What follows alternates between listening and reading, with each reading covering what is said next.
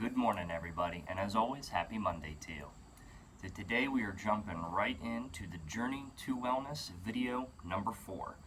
I am not going to recap video 1, 2, and 3 that's regarding the mind. Feel free to watch those videos on Facebook, which you're probably watching this one right now, or you can refer to our YouTube channel at Unity Through Wellness, and we've got all the videos on there plus some bonus content. So again, the first 3 videos we did mostly on the mind, creating mindset where thoughts are. Today what I want to jump into now, surprise, surprise, as a personal trainer, is we're going to talk more about the body. Particularly the next 4 videos, I would like to talk about something that really changed my philosophy as a personal trainer and a coach. And honestly, it really changed myself, how I personally approached health and fitness and life. And that's something known as the 4 pillars of health and wellness. And today we're going to talk about number 1. And the first pillar of health and wellness is exercise and movement. Now stand by for my stupid joke. I do it with all my clients if you're watching this too. I said exercise and movement, not exercise or movement, right? And I'm going to talk about the differences here.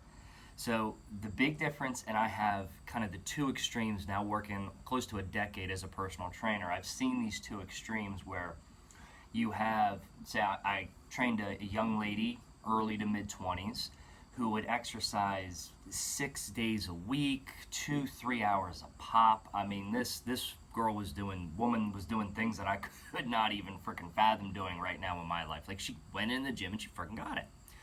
But she worked like 10, 11, 12 hours some days, long hours, very sedentary. And I remember one time I looked at her steps and she averaged 1,000 steps, which of course she's weight gain and having all these issues, physical issues, I mean.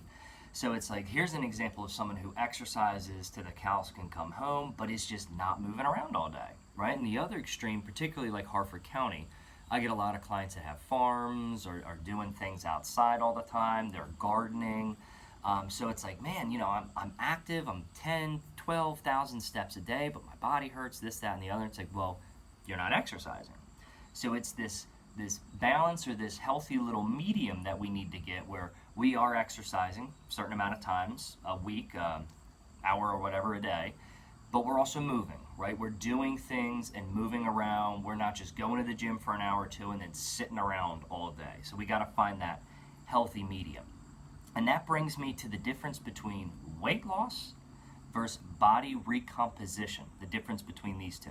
So to lose weight, it's a very simple, if you will, formula, right? We expend more calories than we ingest, we lose weight.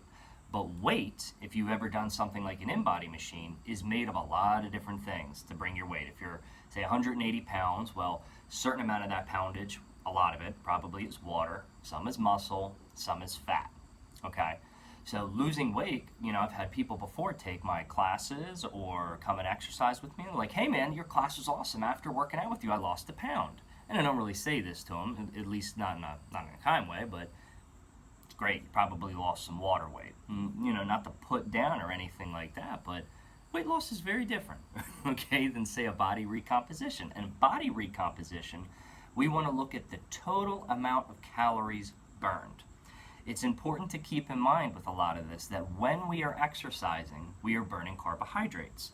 Right now, when we are at rest or walking, we are burning fat.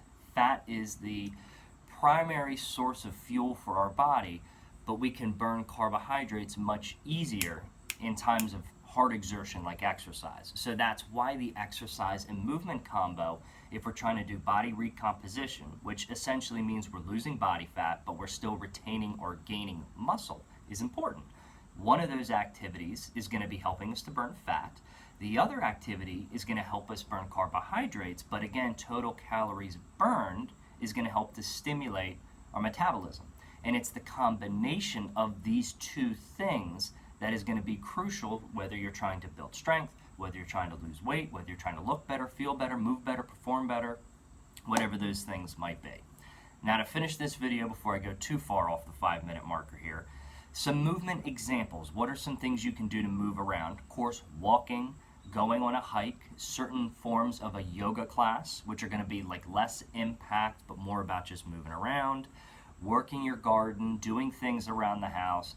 These are things that you're going to just be moving around, right? And again, that means we're burning fat while we're doing it, but it's also lubricating your joints. You're using your body. That whole adage, if you don't use it, you lose it kind of thing. But those are examples of movements that you can do each day. And then examples of exercise: weightlifting, cardio, again, more intense, let's just say yoga, and then sports, possibly like pickleball, which I know is a big one right now. Great little exercise form. But think about this, guys, throughout the day as you're building your own little pillar of health of movement and exercise. There's a lot of different forms of movement. There's a lot of different forms of exercise. We should use all of them interchangeably, but they are something that can truly, truly help you on your health and wellness journey. Thank you for your time very much. I hope this was helpful for you, and get out there, move and exercise a little bit. Enjoy the day. Goodbye.